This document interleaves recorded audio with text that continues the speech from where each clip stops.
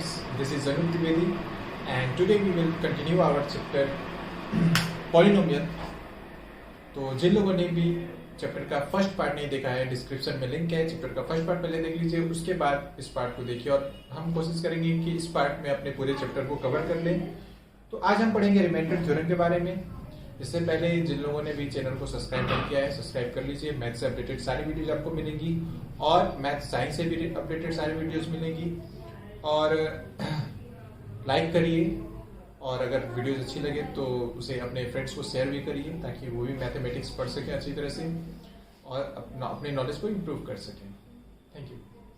तो आज हम स्टार्ट करते हैं रिमाइंडर पॉलिनोमियल और इसका देखेंगे हम रिमाइंडर थ्योरम। रिमाइंडर थ्योरम क्या होता है? तो रिमाइंडर आपको पता है कि रिमाइंडर जो है वो डिवीजन का एक हिस्सा होता है जो लास्ट में बचता है, जिससे हम और डिवाइड नहीं कर सकते, उसको रिमाइंडर कहते हैं। भाई ये तो बच गया है, जो बच जाता है डिवीजन में वही होता है रिमाइंडर। तो देखिए रिमाइंडर थ्योरम क्या होता है। पॉलिनोमियल में रिमाइंडर थ्योरम कहते हैं कि मान लेते हैं कि कोई एक पॉलिनोमियल है जिसका वेरिएबल x है, ठीक है, ऐसे ही हम लिखते हैं जैसे मैंने बताया आपको। पॉलिनोमियल एक वेरिएबल x है जिसकी डिग्री या तो 1 है या उससे अधिक है, ठीक है।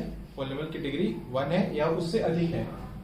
मान लेते हैं कोई अल्फा है जो एक रियल नंबर है और अगर पॉलिनोमियल को हम डिवाइड करते हैं x माइनस अल्फा से तो रिमाइंडर बचता है p अल्फा, ठीक है। तो रिमाइंडर बचता है p अल्फा, यानी कि हमने x को रिप्लेस कर दिया है अल्फा से, वही हमारा रिमाइंडर बचेगा। इस चीज को हम प्रूफ कर लेते हैं। तो देखिए एक जब हम px को डिवाइड करेंगे x माइनस अल्फा से तो हमारे पास क्वोशिएंट होगा qx और रिमाइंडर होगा rx। px को डिवाइड करेंगे x माइनस अल्फा से तो क्वोशिएंट होगा qx, रिमाइंडर होगा rx, ठीक है। डिवीजन एल्गोरिथम अप्लाई करेंगे तो देखिए divided is equal to divider into quotient plus remainder. Divided जिसको डिवाइड कर रहे हैं, डिवाइडर जिसे डिवाइड कर रहे हैं, क्वोशिएंट जो बचता है और जो इधर राइट साइड में आता है और रिमाइंडर जो बचता है, ठीक है। बहुत ज्यादा गर्मी है, ठीक है। फैन ऑफ करके मैं बता रहा हूँ क्योंकि वॉइस थोड़ी सी क्लियर आती है इस तरह से। तो देखिए हम कंडीशन जानते हैं कि रिमाइंडर जो होता है डिवाइडर से हमेशा छोटा होता है। रिमाइंडर डिवाइडर से हमेशा छोटा, आपको पता है। और लेकिन यहाँ पे कंडीशन में 1 के बराबर है, ठीक है। यानी कि अगर डिवाइडर से छोटा है और ये भी डिवाइडर से 1 से भी छोटा होता है मान लेते हैं, तो यानी कि रिमाइंडर जो होगा 1 से छोटा होगा और रिमाइंडर अगर 1 से छोटा है तो 1 से छोटा क्या होता है? 0 होता है। तो हम rx को 0 कह सकते हैं, रिमाइंडर को 0 कह सकते हैं, x को 0 कह सकते हैं। यानी कि हमारा जो पॉलिनोमियल जो हमारा एक्सप्रेशन है वो बन सकता है px is equal to x minus alpha qx और rx की जगह पे सिर्फ हम r रख लेते हैं, ठीक है।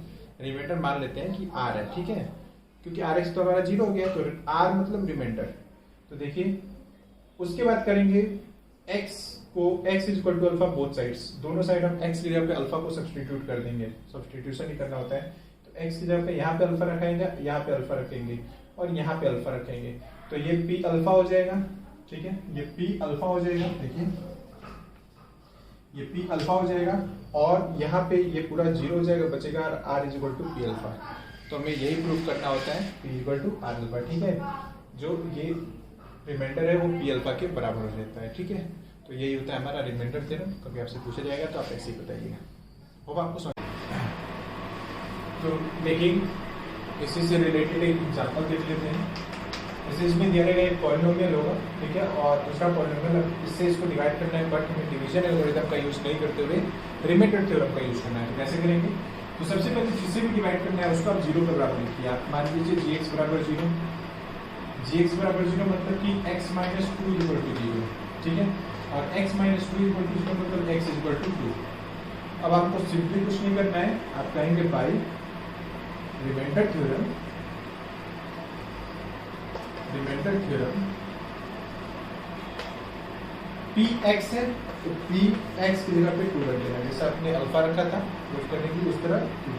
अब जहां पे इसमें x लिखा हुआ है वहां पे 2 लिख दीजिए। तो ये है 2x 2 का पावर 4 प्लस 2 इंटू 2 का पावर 3 माइनस 3 इंटू 2 का पावर 2 प्लस 2 माइनस 1, ठीक है। थोड़ा सा बॉडमस आप लोग को ध्यान देना होगा। बॉडमस क्या होता है? बॉडमस देख लेंगे।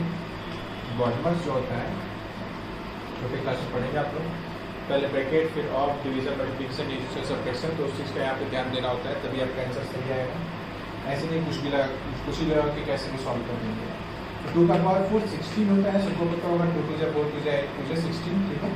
उसके बाद 2 5 2 8 होता है, 8 2 8 16 होगा, प्लस 3 2 टू जा 4 एंड 4 3 जा -12 होगा ही, और +2 -1 ऑलमोस्ट कर करेंगे, पहले प्लस प्लस वालों को जोड़ देंगे तो 16 16 2 16 16 32 एंड 2 34 हो जाएगा, ठीक है, और 12 और 1 13 -13 हो जाएगा। तो हमारा इसमें से 4 में से 3 जाएगा 1, 3 जाएगा 21, तो हम बोलेंगे 3 2 = 21, मतलब कि हमारा जो रिमाइंडर है वो 21 है, ठीक है। रिमाइंडर थ्योरम से हमारा रिमाइंडर 21 आया है। तो आप क्या किया, मैंने पॉलिनोमियल था, इससे डिवाइड करना था, इसको 0 के बराबर किया, x की वैल्यू है और वो वैल्यू यहाँ पे रखी है, ठीक है। आप लोगों को पता होगा कि जब ये पावर इवन होता है तो ये पॉजिटिव हमेशा वैल्यू होती है, और पावर ऑड होता है तो हमेशा नेगेटिव वैल्यू होती है, ठीक है। जब अगर कोई क्वेश्चन इससे रिलेटेड सॉल्व करेगा तो उस बात का ध्यान रखिएगा सॉल्व करते समय। तो फ्रेंड्स, अब हम देखेंगे फैक्टर थ्योरम, और फैक्टर थ्योरम में क्या होता है, तो ये भी सेम कुछ नहीं होता है जो चीज़ हम रिमाइंडर थ्योरम में किए हैं, रिमाइंडर थ्योरम में ही करते हैं।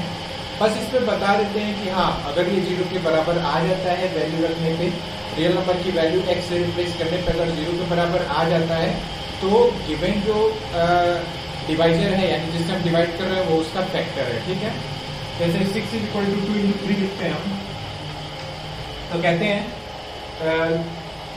6 जो है 2 से डिवाइड होता है, 6 जो है 3 से डिवाइड होता है, या कहते हैं 2 जो है 6 का फैक्टर है, या 3 जो है 6 का फैक्टर है। तो डिवीजन और फैक्टर एक ही बात होता है लगभग। फैक्टर थ्योरम में थोड़ा सा बस बता देते हैं कि 0 के बराबर अगर आ जा रहा है वो उसका फैक्टर है, ठीक है। तो देख लीजिए, अगर वही चीज है, अगर कोई पॉलिनोमियल है वेरिएबल x में जिसकी डिग्री 1 या उससे अधिक है, अल्फा कोई रियल नंबर है, तो दो कंडीशंस होते हैं। अगर p अल्फा 0 है यानी कि अल्फा की वैल्यू रखने पे पूरा 0 हो जा रहा है, तो x माइनस अल्फा जो होगा फैक्टर होगा px का, ठीक है। और अगर x माइनस अल्फा फैक्टर है px का, तो p अल्फा 0 हो जाएगा। वही बात उल्टा करके बता रहे हैं, एक बार पढ़ के देख लीजिए, क्वेश्चन करके देखते हैं। जैसे हम कह रहे हैं कि एक px पॉलिनोमियल है, वेरिएबल ऑफ x, और हमें चेक करना है कि exactly divisible by x minus 3 है। तो कैसे चेक करेंगे, तो हम कुछ नहीं करेंगे, वही बात है, x माइनस 3 को यहाँ पे हम x माइनस 3 को 0 के बराबर करेंगे, x = 3 होगा। अब इस x = 3 को यहाँ पे p3 कर देना होगा, same as remainder theorem, p3 कर देना होगा। तो ये 3 का पावर 4 प्लस 2 3 का पावर 3 माइनस 2 3 का पावर 2 प्लस 2 × 3 माइनस 3, ये हो जाएगा 3 3 9 3 27 3 81 प्लस 3 3 9 3 27 2 54 माइनस 3 3 9 2 18 प्लस 6 माइनस 3, ठीक है। जोड़ लेंगे हम 81 54 और 6, तो 5 4 5 13 135 एंड 141, और माइनस -21 होगा, 141 बच जाएगा 120, ठीक है। तो लास्ट में 120 बच जा रहा है, बचना नहीं चाहिए, कहीं पे मिस्टेक हो सकती है, ठीक है। और अगर 120 बच जा रहा है तो हम बोलते हैं कि इसका फैक्टर नहीं है, p अल्फा जो है वो 0 हो जाना चाहिए, जो भी वैल्यू रख रहे हैं 0 हो जाना चाहिए। एक बार चेक कर लेते हैं, 3 का पावर 4 हो गया तो 81 हो गया, 3 का क्यूब 27 to 54 हो गया, और 3 × 3 का स्क्वायर × 2 3 9 to 18 हो गया, ठीक है। और 3 × 2 6 हो गया -3। तो इसको एक बार आप लोग चेक कर लीजिएगा, वैसे कुछ ना कुछ बचेगा ही, तो ये इसका फैक्टर नहीं है। या अगर 0 आ जाता है यहाँ पे तो ये इसका फैक्टर होता है। तो फैक्टर थ्योरम में भी वही चीजें होती है, वैल्यू रखना होता है, चेक करना होता है कि वो 0 के बराबर है या नहीं है। तो होप आपको समझ में आ रहा होगा। फैक्टर थ्योरम में रिमाइंडर थ्योरम में दोनों में एक ही चीजें करती हैं, बस फैक्टर थ्योरम बताना है कि अगर p अल्फा 0 है, अल्फा यानी कि वैल्यू जैसे हमने 3 रखा वो 0 के बराबर है, तो x माइनस अल्फा यानी कि x माइनस 3 जो होगा इसका फैक्टर होगा। और वही अगर x माइनस अल्फा इस फैक्टर ऑफ px है, अगर हम कह दें पहले कि x माइनस 3 जो है वो इसका फैक्टर है, तो p अल्फा 0 होगा, यानी कि x की जगह पे 3 रखेंगे तो वो 0 के बराबर होगा। वो आपको समझ में आ जाएगा, ठीक है।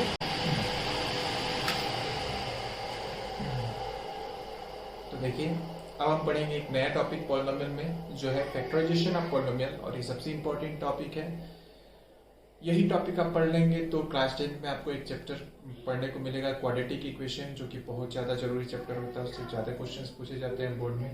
तो इसको हम अगर सारे बेसिक्स समझ लेते हैं तो चुटकियों में हम क्वाड्रेटिक इक्वेशन को क्वेश्चंस को सॉल्व कर लेंगे।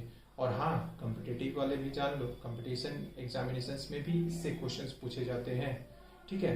फैक्टराइजेशन से पूछे जाते हैं, प्रॉब्लम सॉल्विंग से पूछी जाती है, इक्वेशन बना करके उसको सॉल्व करिए। तो बेसिक जब समझेंगे, सारी चीजें समझेंगे तो हाँ ऐसे सॉल्व कर देंगे। क्वेश्चन जा रहा है भाई लाओ दौड़ा के सॉल्व करो, एक भी क्वेश्चन नहीं छूटेगा। तो इसके लिए वीडियो को पूरा देखेंगे। तो हम कहेंगे देखिए सबसे पहले फैक्टराइजेशन होता क्या है। तो अगर कोई पॉलिनोमियल है जिसका वेरिएबल x है, उसको एक्सप्रेस करते हैं प्रोडक्ट ऑफ पॉलिनोमियल में जिसका वेरिएबल x हो, ठीक है।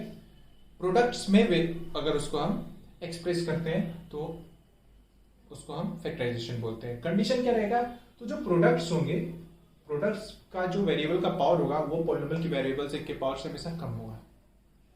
ये क्या कह रहे हैं सर भाई, तो देख लें एग्जांपल देख लीजिए। जैसे x स्क्वायर माइनस 16, x का पावर 2 है, हम x स्क्वायर माइनस 16 को लिख सकते हैं 4 का स्क्वायर, अब हो जाएगा a square minus b square. तो a plus B minus B लिखते हैं, a square minus B square को, तो a plus B a minus B. अब देखिए x का पावर 1 है, x का पावर 1 हो गया ना। फिर एक क्वाड्रेटिक पॉलिनोमियल ले लेते हैं, x square minus 3x plus 2, इसको सिंप्लीफाई किया तो x माइनस 1 और x माइनस 2 आया, ठीक है। देखिए पावर जो है x का वो कम है, 1 है, ठीक है। तो कंडीशन देता है कि जो प्रोडक्ट्स आते हैं उनका पावर इसके पावर से पॉलिनोमियल के पावर से हमेशा कम रहेगा। That is the factorization, condition of factorization, ठीक है। कई मेथड से फैक्टराइजेशन होता है। मेथड मतलब क्या, एक तरह से आपको हम सारे बेसिक्स स्टेप बाय स्टेप बता रहे हैं। तो सबसे पहला मेथड जो होता है वो by taking out common factor. Common factor जो भी चीजें हमारे पास है उसका कॉमन फैक्टर लेते हुए। तो इसमें भी होता है आपका साइन, नंबर और वेरिएबल, ठीक है। इन सब के कॉमन फैक्टर लेते हैं। सबसे पहले साइन में क्या, तो जो भी साइन पहले उस साइन को ले लीजिए। तो पहले प्लस है तो प्लस लेंगे, ठीक है। माइनस लेते हैं तो अंदर का साइन चेंज हो जाता है, इस बात का ध्यान रखेंगे। उसके बाद 5 और 20 का एचसीएफ लेते हैं। 5 और 20 का एचसीएफ 5 होगा। उसके बाद जो भी दोनों में वेरिएबल होता है उस वेरिएबल की लिस्ट पावर लेते हैं। जैसे इसमें भी a है, इसमें भी a है, a का पावर 2 है, a का पावर 1 है, तो a का पावर 1 हम कॉमन ले लेंगे। क्या इसमें b है लेकिन इसमें b नहीं है तो b को छोड़ देंगे। भाई दोनों में रहना चाहिए, कॉमन ले रहे हैं तो दोनों में रहना चाहिए और उसकी पावर कम होनी चाहिए। तो 5a जब कॉमन लिए यहाँ से तो 5a स्क्वायर डिवाइड होगा 5a से, तो 5 से 5 कट जाएगा, a स्क्वायर से एक a कट जाएगा, बचेगा यहाँ पे सिर्फ a माइनस 5 के टर्म में 20 आता है 4 टाइम में, और a से a कैंसिल हो जाएगा, बच जाएगा b।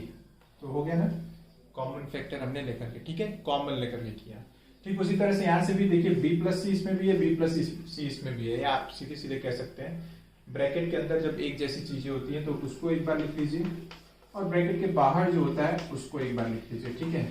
तो ये कुछ कॉमन एग्जांपल्स हैं कॉमन फैक्टर कॉमन लेकर के। तो साइन नंबर वेरिएबल, साइन में अगर माइनस रहता तो हम साइन चेंज कर देते, ठीक है। अगर यहाँ पे माइनस रहता तो फिर हम यहाँ पे प्लस लिख देते। इस बात का आप लोग ध्यान रखिए क्वेश्चन सॉल्व करते समय।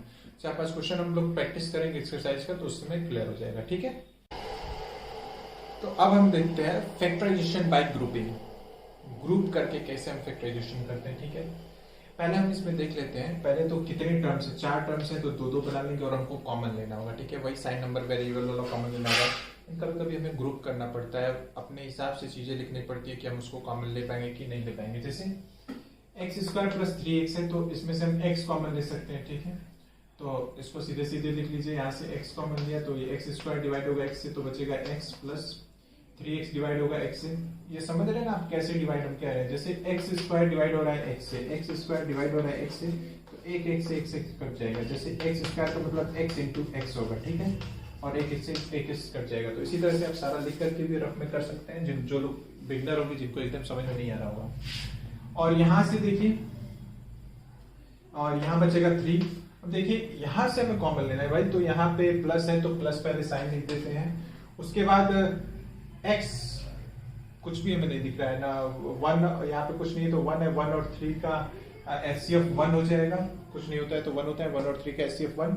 उसके बाद कुछ कॉमन नहीं है तो जब 1 कॉमन लेते हैं तो जो रहता है वही लिख देते हैं। अगर ये माइनस रहता है तो माइनस हो जाता है। अब ब्रैकेट के अंदर जो एक बार है उसको एक बार लिख लीजिए और ब्रैकेट के बाहर जो एक बार है उसको एक बार लिख लीजिए, ठीक है।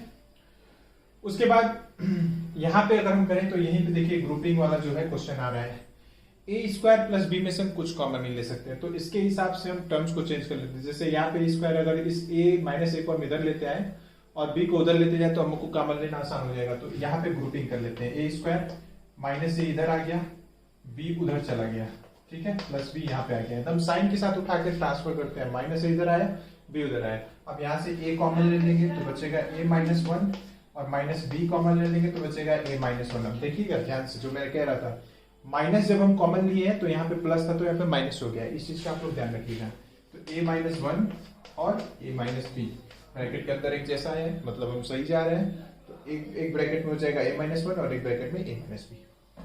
इसको देख लेते हैं, तो भाई यहाँ से कुछ कॉमन ले सकते हैं, तो बी स्क्वायर कॉमन ले, बी कॉमन ले सकते हैं। तो बी अगर कॉमन ले तो बचेगा 6a और माइनस a की बी बचेगा यहाँ पे, और यहाँ पे 12 और 2 का HCF 2 होगा, प्लस है तो प्लस, 12 और 2 का HCF 2 होगा, 2 कॉमन लेंगे। और यहाँ पे AC है, यहाँ पे BC है, तो C है तो C कॉमन लेंगे, तो बचेगा 2 6 या 12 6a और माइनस b। ठीक है, ब्रैकेट में जैसा है, मतलब हम सही जा रहे हैं। ब्रैकेट वाला एक बार लिख लेंगे और ब्रैकेट के बाहर वाला एक बार लिख लेंगे। ध्यान रखिएगा बीच में कोई साइन नहीं रहेगा। तो ये मैंने आपको एग्जांपल समझाया, आप लोगों को समझ में आ गया होगा कि ग्रुपिंग हम कैसे करते हैं। जरूरत पड़ने पे हम टर्म्स को इधर उधर भी करते हैं, साइन के साथ ही लिखेंगे, इस बात का ध्यान में रखिएगा। बिल्कुल बेसिक से समझा रहा हूँ। वीडियो को लाइक करिएगा अगर अच्छा लग रहा हो तो, और अपने फ्रेंड्स में शेयर करिए और सब्सक्राइब जरूर करिएगा, ठीक है, ताकि हम सपोर्ट करिए और आपको हम मैथ्स में एकदम स्ट्रांग